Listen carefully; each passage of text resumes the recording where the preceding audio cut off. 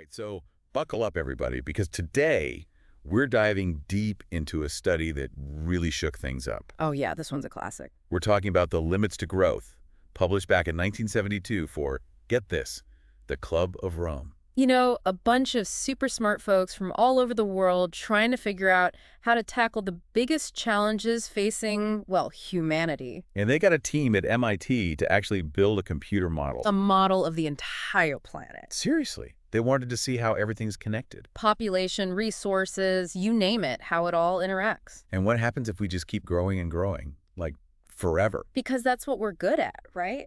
Growing. Well, maybe not forever. That's kind of what this study was getting at. And to explain just how fast things can change when they're growing exponentially, they use this really cool example, the chessboard and the rice grains. Yes, love that one. So imagine a chessboard. Okay, got it. On the first square, you put 1 grain of rice. One little grain. Next square, you double it. Okay, 2 grains. You keep doubling it, square after square. Seems harmless enough, right? Right, at first. But by the time you hit that last square, You're in trouble. big time. Because you'd need more rice than exists on the entire planet. It's mind-boggling how quickly things can escalate with exponential growth. It really makes you think twice about what we consider sustainable growth. Yeah, because even if the rate seems small at first, That doubling time, how long it takes to double, can sneak up on you. and suddenly, bam, you're using up way more resources. Or producing way more pollution. Or needing way more food. Which is a perfect segue because this study actually identified 5 key factors that could limit growth. Let's hear 'em. Population, obviously. Agricultural production, which is basically how much food we can grow. Right, gotta eat. Then non-renewable resources, all that oil, gas, and minerals. The stuff we're using up way too fast. And then there's industrial output and pollution. All connected, of course. Totally. And speaking of food, that's one of the scariest parts of this whole study. Oh. They point out that we only have so much land to grow food on. Arable land, they call it. Makes sense. Can't grow wheat on concrete. Exactly.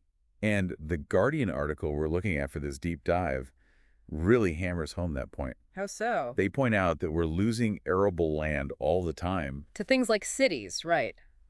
Urban sprawl. And of course, more people need to eat every year. That's one of the big challenges the study highlighted, that balance between a growing population and the resources to feed everyone. Absolutely. And even if we did have enough land, there's this whole other problem they call diminishing returns. Okay, now I'm intrigued. Break that down for me. Well, they talk about this law of increasing costs in agriculture. Meaning what, exactly? Basically, the more food you try to squeeze out of the same amount of land, The harder it gets. and the more expensive it gets. You need more fertilizer, more water. So even with all the technology we have today, there's still a limit to how much food we can actually produce. It's not just about land. Water's a huge factor, too. And that's already becoming a problem in a lot of places, right? Oh, absolutely. Okay, so enough about food. Let's talk about the stuff we use to build everything. You mean non-renewable resources? Exactly. Things like oil, natural gas, all those minerals that make our modern world go round. Right, and the study actually made some predictions about how long those resources would last. They looked at known reserves and calculated based on current consumption rates. How much time we have left. But hold on, isn't that assuming we just keep using these resources at the same rate? Good point. And the study does acknowledge that technology can help us find new reserves or extract more from existing ones. But there's this really important concept they bring out. Hit me with it. It's called the Exponential Reserve Index. Okay, that's a mouthful. What does it mean? It basically means that even if we do find more resources, They won't last long if consumption keeps growing exponentially. right, it's like, sure, we might discover a whole new oil field. But if everyone's driving SUVs and flying across the world all the time, That oil's going to disappear a lot faster than we think. exactly. And they have this really cool visual in the study. Figure 11, it shows how quickly chromium reserves would get depleted. Chromium, that's used in like stainless steel and all sorts of stuff, right? Yeah, and the graph just plummets when they factor in exponential growth. It's a stark reminder that we can't just rely on finding more stuff. We have to change how much we're using. Absolutely. And then, on top of all that, there's the whole issue of pollution. Yeah, can't forget about that. The study found that pollution levels were already increasing exponentially back in the 70s. No surprise there. They looked at all sorts of pollutants, from CO2 emissions to the stuff coming out of power plants. And even things like organic waste that ends up in our rivers and oceans. And what really got to me was this. They showed how pollution is literally everywhere. Yeah, it doesn't respect borders. Like they found lead in the ice in Greenland and DDT, that pesticide, in humans all over the world. Wow. Talk about a global problem. So here we are, right? Resources are shrinking, pollution's everywhere, and the population's growing. Sounds pretty bleak. Is there any hope? Well, that's where things get really interesting. They introduce this whole concept of overshoot and collapse. Okay, that sounds kind of dramatic. It is. But it's basically this idea that we could push past the planet's limits. Like, we keep demanding more and more, even though there's not enough to go around. And then, boom, everything crashes. Like a balloon you keep blowing up until it pops. Exactly. And they use this really clever analogy like, imagine driving a car too fast. Okay, I'm listening. If something suddenly jumps out in front of you, You need to react instantly.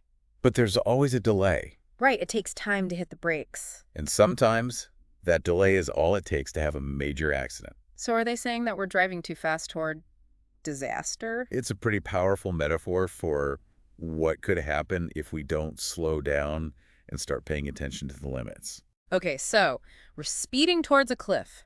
Can we slam on the brakes in time? Or are we doomed? That's the question.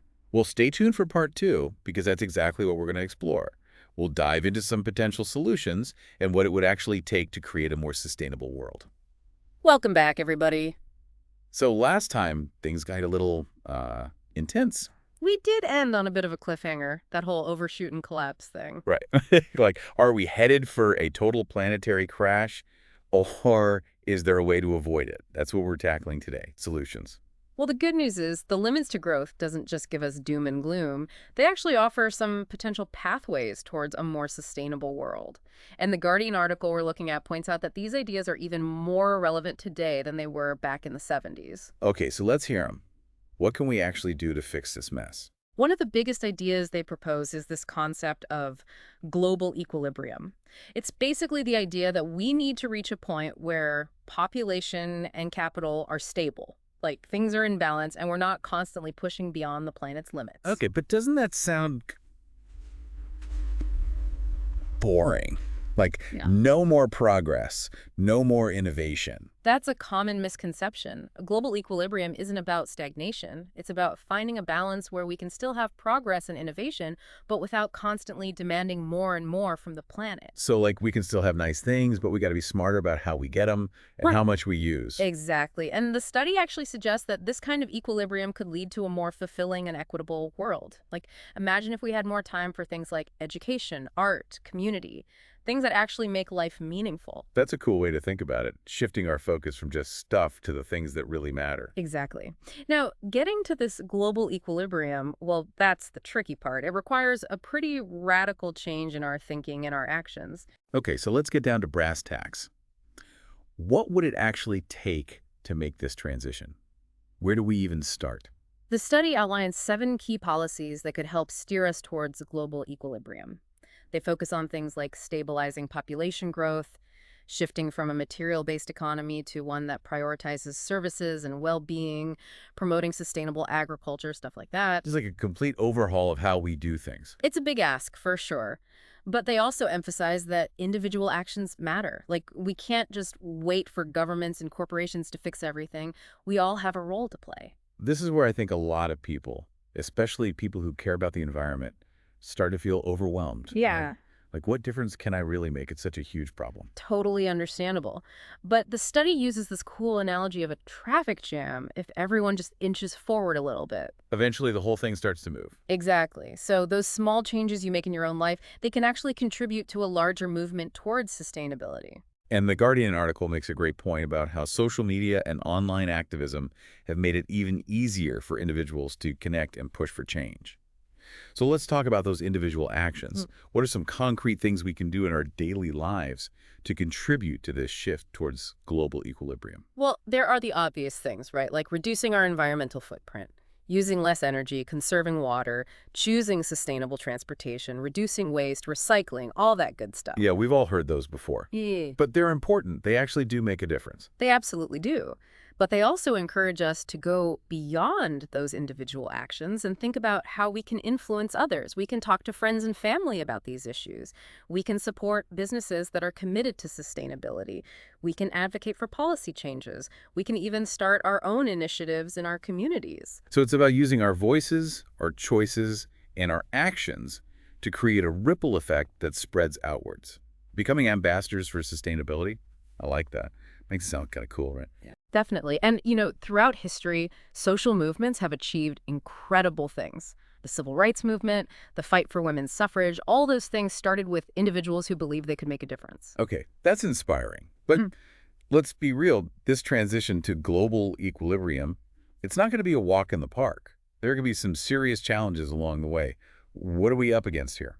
You're right, it's not going to be easy. One of the biggest challenges is the inertia of the current system. Like, our society is so deeply entrenched in this growth-oriented paradigm. It's hard to break free from that mindset. It's like we're on this runaway train, and even though we see the danger ahead, it's hard to slow down, let alone change direction. Plus, there are a lot of people who benefit from the way things are now, right? Absolutely. The study talks about powerful vested interests, corporations, governments, even individuals who are likely to resist change. So, yeah, we're not just fighting against our own habits and mindsets, but against systems and structures that are designed to keep things the way they are. Talk about an uphill battle. So how do we overcome that? Do we just need, like, a revolution? It might feel that way sometimes, but the study suggests that it's possible to shift the course. It requires a collective effort, a change in values, and a willingness to prioritize the long-term well-being of the planet over short-term gains. It's about building a movement, a critical mass of people who are committed to a different vision of the future. Okay, so we've got to overcome inertia, challenge the status quo. What other obstacles are we likely to face? Well, another big one is uncertainty. The study used a computer model to simulate global systems, but they acknowledge that models are just that, models. They're simplifications of reality. There are always going to be unexpected events, things we can't predict with 100% certainty. Yeah, it's not like we have a crystal ball. So how do we deal with that? Do we just throw up our hands and say, well, whatever happens, happens? Not exactly. It's about being adaptable, embracing flexibility, and constantly learning and adjusting our course as new information emerges. It's like navigating uncharted territory. We need to be prepared to change direction, adjust our sails, and embrace the unknown. So we need to be nimble. Got it. Anything else? Any other curveballs we should be prepared for? Well, here's one that's kind of tough to talk about: the potential for conflict. As resources become scarcer and the impacts of climate change become more severe, we're likely to see increased competition for things like food, water, and land. Yeah, that's not a happy thought. But history does show that humans don't always play nice when things get tough. It's true. But the study also argues that cooperation is essential for successfully navigating these challenges. Global problems require global solutions, and that means working together across national boundaries, cultural differences, and ideological divides. So it's about finding common ground, even when things get really messy. It's about remembering that we're all in this together, and our shared humanity is more important than any differences that might divide us. Exactly. It's about shifting from us versus them to we're all on the same team. And that's where the power of individual action comes back in. We all have the ability to choose cooperation over conflict, to build bridges instead of walls. It's about recognizing that even small acts of kindness, compassion, and understanding can have a ripple effect. Okay, so we've talked about overcoming inertia, dealing with uncertainty, and navigating conflict. Phew. That's a lot to process. It's easy to feel overwhelmed by all of this. So before we move on, I just want to remind our listeners that we're not powerless. We can make a difference. Even small actions multiplied across millions of people can create massive change. That's so important to remember. It's easy to get caught up in the doom and gloom, but there's also so much hope and possibility out there. The future is not predetermined. We have the power to shape it. All right, that's a great note to end on, but the conversation's not over yet. In the part 3, we're going to dive into the legacy of the limits to growth, how it's influenced environmental movements, and whether we've actually made any progress towards sustainability in the decades since it was published. Stay with us. Welcome back to the final part of our deep dive into the limits to growth. We've covered a lot of ground, from the potential for, well, a planetary meltdown to some pretty radical ideas about how to avoid that whole mess. It's wild how much this study published back in '72, predicted about the problems we're facing today. Seriously, it's like they had a time machine, and the Yeah. 2021 Guardian article we've been looking at really drives home that point. So the big question now is, have we actually learned anything from the limits to growth? Like, have we made any real progress towards sustainability? It's the million-dollar question, right? And the answer is, well, it's complicated. There's no denying that we've seen some progress. Renewable energy is getting cheaper, people are more aware of environmental issues, and we're seeing a push for sustainable practices in businesses and governments. Right. We've got these huge global movements like Fridays for Future and Extinction Rebellion demanding action on climate change. Exactly. And those voices are being heard. Governments are starting to implement policies to reduce emissions. Businesses are trying to be more eco-friendly. And individuals are making changes in their own lives. So there's hope. We're not all doomed. There's definitely hope. But here's the thing. That core message of the study, that infinite growth on a finite planet just isn't possible.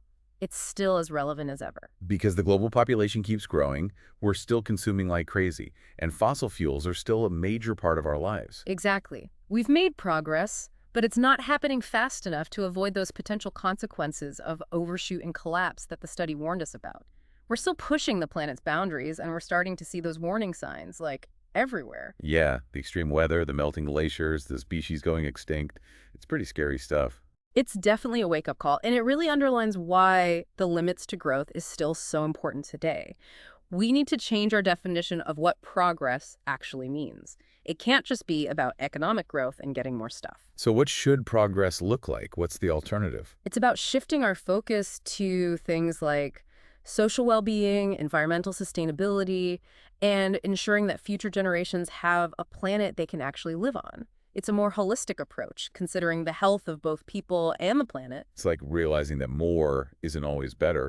Maybe true progress is about finding a way to live in balance with nature. I like that. And the study actually gives us a roadmap for making this transition. They highlight the things we've already talked about: thinking long-term, understanding how systems are connected, promoting social justice, taking individual action, and being willing to embrace change. Sounds like a recipe for a pretty awesome future, honestly. It definitely could be. And it's not just about avoiding disaster. Creating a more sustainable world could also create incredible opportunities, new jobs, new technologies, and new ways of living that are more fulfilling and in harmony with nature. So it's not just about giving things up. It's about creating something better, something more meaningful and lasting. Exactly. It's about using human ingenuity and compassion to create a world that works for everyone, not just a select few. That's a powerful message to end on. So as we wrap up our deep dive into the limits to growth, what's the one thing you want our listeners to take away from all of this? I think the most important takeaway is this: we have a choice. We can keep going down the path of unsustainable growth and face the consequences, or we can choose a different path, a path that leads to a more just, equitable, and sustainable future. The future is literally in our hands. Well said. This study has definitely given us a lot to think about, and it's clear that the decisions we make today will impact the world for generations to come. Thanks for joining us on this deep dive. We hope it's inspired you to think differently about progress, about sustainability, and about your own role in building a better future.